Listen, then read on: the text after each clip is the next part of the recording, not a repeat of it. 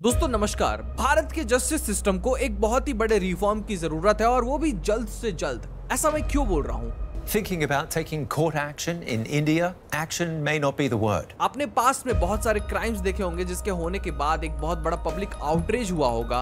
जिस आउटरीच में आपने भी साथ दिया जरूर होगा, लेकिन आपको क्या पता है उस आउटरीच के बाद, उस 5 दिन के गुस्से के बाद एक्चुअल में कल्प्रिट्स के साथ क्या किया जाता है? उन्हें पनिशमेंट दी भी जाती है या फिर नहीं दी जाती है? हमारा इनक्रेडिबल जस्टिस सिस्टम उनके साथ करता क्या है? क्या आपने सोचा भी है? फॉर एग्जाम्पल अगर मैं पुणे पॉर्श केस ले लूं, क्या आपको पता है अभी पुणे पॉर्श केस में हो क्या रहा है? वो बच्चा जिसने 2 टैक्सीज के ऊपर अपनी गाड़ी चढ़ाई थी, वो कहाँ है आज के दिन? मेरा बच्चा चला गया, उसकी क्या गलती थी? अभी कुछ दिन पहले आपको याद होगा टीआरपी गेमिंग जोन में एक आग लग गई थी, जिस आग में 28 लोगों की मृत्यु हो गई थी, जिसमें से 9 बच्चे थे। क्या हुआ उस केस में? किसको सजा दी गई? क्या किसी को सजा दी भी गई? 2017 का उन्नाव केस आपको याद होगा। क्या आपको पता है उसके मेन कल्प्रिट को 2019 में लाइफ इम्प्रिजमेंट की सजा दी गई थी हमारे इनक्रेडिबल जस्टिस सिस्टम के द्वारा, लेकिन 2020 में ही उसे बेल मिल गया था। High Court and the High Court had allowed bail on an interim basis to attend his daughter's wedding. पहले एक जना छूटा था, अब दूसरा छूटा है, हो सकता है आगे तीसरा, चौथा, पांचवा, और हो सकता है कि रियाज और गोश भी छूट जाए। हमें किसी से ये उम्मीद नहीं थी कि अपराधी इतने जल्दी छूट जाएंगे। ये वीडियो जो आप देख रहे हैं अभी, ये वीडियो है कन्हैया लाल के बेटे की। इसने कसम खा रखी थी, जब मेरे पिताजी के गुनहगारों को फांसी की सजा होगी उसके बाद ही मैं अपने बाल काटूंगा और चप्पल पहनूंगा। लेकिन आज तक उसके गुनहगारों को सजा हुई है? क्या आपको पता है क्या हो रहा है इस केस में? आज चलिए इन सारे केसेस के बारे में बात करते हैं हमारे आज की इस स्पेशल वीडियो में। दोस्तों भारत एक बहुत ही ज्यादा खूबसूरत जगह है। यहाँ पे लाखों करोड़ों लोग बहुत ही खुशी से रहते हैं और एक साथ मिलजुल कर रहते हैं। लेकिन यहाँ पर भी क्रिमिनल केसेस तो होते ही हैं। कुछ क्रिमिनल केसेस में पब्लिक बहुत ही ज्यादा आउटबर्स्ट दिखाती है, इवन रोड पे प्रोटेस्ट करने आ जाती है, लेकिन कुछ दिनों बाद वो केसेस ठंडे हो जाते हैं और उसके बाद कल्प्रिट्स को सजा दी भी नहीं जाती है कई केसेस में। आज के दिन भारत में करीबन 5 करोड़ से भी ज्यादा केसेस पेंडिंग है। 10-10, 20-20, 30-30 साल पुराने केसेस आज भी भारत के कोर्ट में पेंडिंग है। यानी कि उस समय के विक्टिम्स को आप सोच के देखिए क्या गुजर रही होगी उनकी जिंदगी में। कई विक्टिम्स को तो उनकी लाइफ टाइम में ही उनको जस्टिस नहीं दिया जाता है। लेकिन मैं पुराने केसेस के बारे में आज बात नहीं करूंगा, मैं बात करूंगा बहुत ही ताजा केसेस के बारे में, ताकि आपको याद आए उन सारे केसेस के बारे में। एक बार फिर से पुणे पॉर्श केस के बारे में ही बात कर लेते हैं। 19 मई की बात थी, 2024 की बात है। पुणे में वेदांत अग्रवाल, जो कि अपनी पॉर्श गाड़ी को रफ्तार में भगा कर ला रहा था, पूरा दारू पिया हुआ था। 17 साल का ये लड़का था। 2 टैक्सीज के ऊपर से अपनी गाड़ी चढ़ा देता है। इन 2 टैक्सीज का नाम होता है अनीश अवध्या और अश्विनी कोस्टा।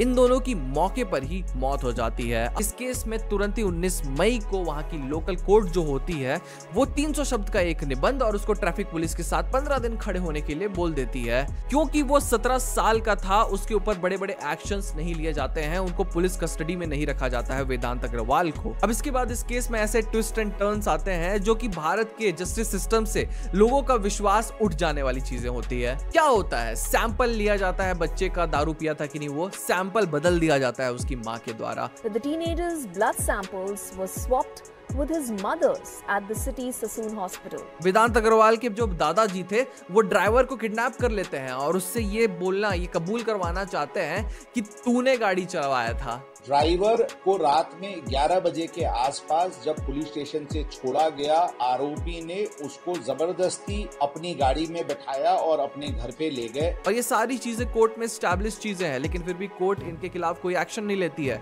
कुछ दिनों तक ग्रैंडफादर को और उसके पिताजी है वेदांत अग्रवाल के, बहुत बड़े जो बिल्डर हैं, उसे जेल में रखा जाता है, लेकिन फिर बाद में उसे भी छोड़ दिया जाता है। हाई कोर्ट में ये मामला जाता है और उसके बाद वेदांत अग्रवाल को हाई कोर्ट भी छूट दे देती है कि भैया ये 17 साल है। सिर्फ और सिर्फ पब्लिक आउटबर्स्ट के वजह से आप किसी भी माइनर को एक अडल्ट की तरह ट्रीट नहीं कर सकते, यानी कि अडल्ट की तरह जस्टिस सिस्टम में ट्रीट नहीं कर सकते, ऐसा बोलती है हाई कोर्ट। और एसेंशियली एक लैटिन में एक वो स्टेटमेंट देती है जिसका मतलब ये होता है कि ये केस को अब भगवान ही देखेंगे, यहाँ भारत का जस्टिस सिस्टम कुछ नहीं कर सकता। ऐसा दिखाया जाता है भारत के जस्टिस सिस्टम के द्वारा कि ये इसके जिंदगी में 2 खून माफ थे भैया। कोई भी देश होता भारत छोड़ के तो इसी लड़के को एक अडल्ट की तरह ट्रीट किया जाता और इसको मिनिमम पनिशमेंट तो मिलती है। अगर मैक्सिमम नहीं दी जा रही है लाइफ इंप्रिजमेंट की पनिशमेंट, तो मिनिमम पनिशमेंट 14 साल की पनिशमेंट तो मिलती ही। लेकिन ऐसा कुछ भी नहीं होता है, उसको घर की कस्टडी में रखा जाता है कुछ दिन के लिए और उसके बाद रिहा कर दिया जाता है, बाइज्जत बरी कर दिया जाता है। 2 खून माफ है ब्रो आपके।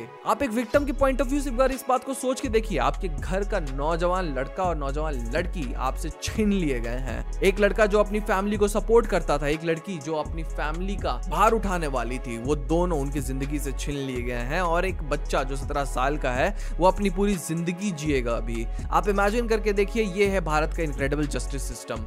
और अगर आपको ये चीज इनक्रेडिबल नहीं लग रही है तो आपको टीआरपी गेमिंग जोन का केस याद होगा। ये हाल ही का केस है, टीआरपी गेमिंग जोन करके गुजरात में एक गेमिंग जोन है जिसमें आग लग गई थी और उस आग में 28 लोगों की मृत्यु हो गई थी, जिसमें से 9 बच्चे थे। अब क्योंकि ये केस कोर्ट में अभी भी चल रहा है तो मैं इसके बारे में ज्यादा बयान नहीं दे सकता हूं, लेकिन क्या आपको पता है इस केस के one of the key accused ने, जो कि इस टीआरपी गेमिंग जोन का वन ऑफ द ओनर्स भी था, उसने कोर्ट में क्या किया था? वो कोर्ट में शुरू में तो गया ये बोलते हुए बहुत ही उदास था, वो बहुत ही इमोशनल भी दिख रहा था कि जो भी हुआ हमसे वो गलत हुआ।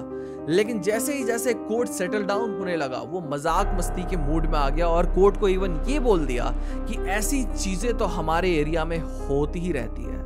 हंसते हुए वो भी बोला। आप सोच के देखिए इनके अंदर कितना पावर है कि हमारे देश की जस्टिस सिस्टम के सामने ये हंस के बोल दे रहे हैं, जब आपकी टीआरपी जोन में, आपके गेमिंग जोन में 28 लोग जल के मर चुके हैं। उन 28 लोगों की बॉडी को आइडेंटिफाई करना मुश्किल हो गया था। पहले डीएनए सैंपल लिए गए, उसके बाद आइडेंटिफाई किया गया। और ऐसे लोग कोर्ट में जाके हंस रहे हैं कि हमारे फील्ड में ये सब होता रहता है। क्या होना चाहिए ऐसे लोगों के साथ, हमें कमेंट सेक्शन में जरूर बताइएगा। लेकिन अब मैं आपको लेके चलता हूँ नेक्स्ट केस की ओर। अभी हाल ही में राजस्थान के एक कोर्ट ने इस केस के one of the key accused को बेल दे दिया है, ये बोलते हुए कि इसके खिलाफ इनफ एविडेंसेस नहीं है।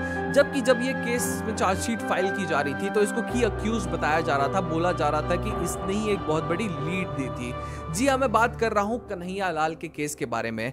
इस केस के बारे में आप जितना ज्यादा जानेंगे आप उतना ज्यादा दुखी होते जाएंगे। क्या हुआ था इस केस में? 2022 में नुपुर शर्मा ने एक बहुत ही विवादित बयान दिया था, जिस बयान को सपोर्ट करते हुए कन्हैया लाल ने अपने सोशल मीडिया में पोस्ट कर दिया था। अब ये पोस्ट कन्हैया लाल ने किया था या नहीं किया था ये भी बताना मुश्किल है, क्योंकि कन्हैया लाल के परिवार वालों के हिसाब से उन्होंने नहीं किया था, बल्कि जो बच्चा उनके मोबाइल से गेम खेला करता था उन्होंने किया था। लेकिन इसके बाद ये मैटर बहुत ही बड़ा बन जाता है और लोकल अथॉरिटीज इसमें इन्वॉल्व हो जाती है। लोकल गुंडे उन्हें बार बार धमकी देने लगते हैं, जिसके खिलाफ रिपोर्ट लिखवाने वो पुलिस स्टेशन भी जाते हैं और पुलिस स्टेशन समझौता भी करवा देती है उनका। लेकिन जैसे ही दिन गुजरता है, एक दिन 2 लोग आकर कन्हैया लाल की उनकी दुकान में ही इनका गला काट कर और उसका वीडियो भी बनाते हैं। अब वीडियो प्रूफ है इस चीज का, 2 लोग एक्सेप्ट कर रहे हैं कि हमने मारा है कन्हैया लाल को, लेकिन आज तक उन 2 लोगों को कन्विक्ट नहीं किया गया है भारत में। कन्हैया लाल का जो लड़का है वो कसम खा के बैठा है कि जब तक मेरे पिताजी के जो अपराधी हैं उन्हें फांसी की सजा नहीं होती है, मैं अपने बाल नहीं कटवाऊंगा, मैं चप्पल नहीं पहनूंगा। यही प्रण लिया था कि जब तक इन अपराधियों को फांसी की सजा नहीं होगी तब तक मैं जूते चप्पल नहीं पहनूंगा और बाल नहीं कटवाऊंगा, और मैं इस पे कायम भी हूँ। और पता नहीं वो दिन कब आएगा, क्योंकि उसके one of the key accused को लैक ऑफ एविडेंस की वजह से, सिर्फ लैक ऑफ एविडेंस के वजह से आज बेल दे दी गई है। एनआईए के द्वारा बोला गया था कि यही वो बंदा था जिसने बताया था कि कन्हैया लाल अपनी दुकान में है, अभी आओ और इसे मार दो, और इसी को आज रिहा कर दिया गया है। सोचिए आप विक्टिम्स के फैमिली के ऊपर क्या बीतती होगी। अगर आपको अभी तक लग रहा है कि भारत का जस्टिस सिस्टम बहुत स्ट्रांग है तो चलिए मैं आपको एक बार उन्नाव केस के बारे में भी बता देता हूं। बहुत ही एक दुखद इंसिडेंट हुआ था 2017 में उत्तर प्रदेश के उन्नाव में, जब एक लड़की का शोषण कर दिया गया था और वो लड़की जब पुलिस स्टेशन जाती है एफआईआर लिखवाने के लिए तो पुलिस उनकी एफआईआर नहीं लिखती है। एफआईआर क्यों नहीं लिखती है? क्योंकि उत्तर प्रदेश की एक पार्टी के एक बहुत बड़े एमएलए थे वो, जिन्होंने ये सारे काम को अंजाम दिया था। जब एफआईआर लिख भी देती है तब भी इस एमएलए का नाम नहीं आता उस एफआईआर में। 2019 में जाकर उस एमएलए को सजा दी गई थी। उस एमएलए को लाइफ इम्प्रिजमेंट की सजा दी गई थी, वो भी एक केस में नहीं 2 केस में। हुआ ये था कि इतना ज्यादा प्रताड़ित कर रहा था वो उस विक्टिम को, उसके फैमिली वाले को वो मारने लग रहा था, धमकाने लग रहा था और मारने लग रहा था। ये क्यों बोल रहा हूं मैं? क्योंकि उसके पिताजी के ऊपर, विक्टिम के पिताजी के ऊपर गलत आर्म्स एक्ट की धारा लगवा कर वो गिरफ्तार करवा लिया था, उसको पुलिस कस्टडी तक ले गया था और पुलिस कस्टडी में उसके पिताजी की मृत्यु हो गई थी, क्योंकि उसके पहले इसी एमएलए के गैंग मेंबर्स ने उसे बहुत मारा था और उसी की इंजरीज की वजह से कस्टडी में उसके पिताजी की मृत्यु हो गई थी। अब इस केस में भी उसको कन्विक्ट कर लिया गया है, उसको लाइफ इम्प्रिजमेंट की सजा सुनाई गई है। लेकिन क्या आपको पता है 2020 में इसी एमएलए की बेटी की शादी थी और उसकी बेटी की शादी अटेंड करने के लिए हमारे देश के इनक्रेडिबल जस्टिस सिस्टम ने उसे बेल दे दिया। High Court and the High Court had allowed bail on an interim basis to attend his daughter's wedding. Victim court में ही थी, विक्टिम कोर्ट में चिल्लाती रही कि मैं डरती हूँ इस आदमी से, मेरे को बहुत डर लगता है, मेरे फैमिली वाले डरते हैं इससे, इसको छोड़िए मत आप, ये मेरे साथ बुरा भला कर देगा फिर से, ये क्या कर रहा है, ये सब क्या हो रहा है मेरे साथ। वो खुद त्रस्त हो चुकी थी ये चीज देखकर, लेकिन उसी के आंखों के सामने हमारे देश के इनक्रेडिबल जस्टिस सिस्टम ने अपनी बेटी की साथी अरेस्ट करने के लिए उस एमएलए को बेल दे दिया था। आप सोच के देखिए, किसी और की बेटी के साथ उन्होंने ऐसा दुष्कर्म किया, किसी और की बेटी के ऊपर उस समय क्या बीती होगी,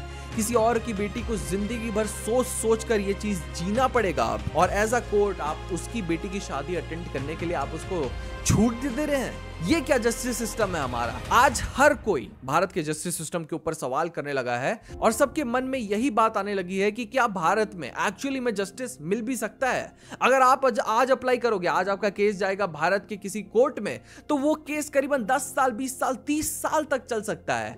आखिर जस्टिस मिलेगा तो मिलेगा कब, और जस्टिस मिलेगा तो गरीबों को मिलेगा कैसे, जब एफआईआर में बड़े लोगों के नाम ही नहीं लिखे जाएंगे। क्या ये भारत का आज का जस्टिस सिस्टम बन गया है। देखिए, आप क्या सोचते हैं इन सारे केसेस के बारे में। क्या भारत के जस्टिस सिस्टम ने सही एक्शन लिए, क्या लोकल अथॉरिटीज ने सही से काम किया, हमें कमेंट सेक्शन में जरूर बताइएगा। और अगर आपको ऐसे केसेस और पता है तो हमें वो भी कमेंट सेक्शन में बताइए।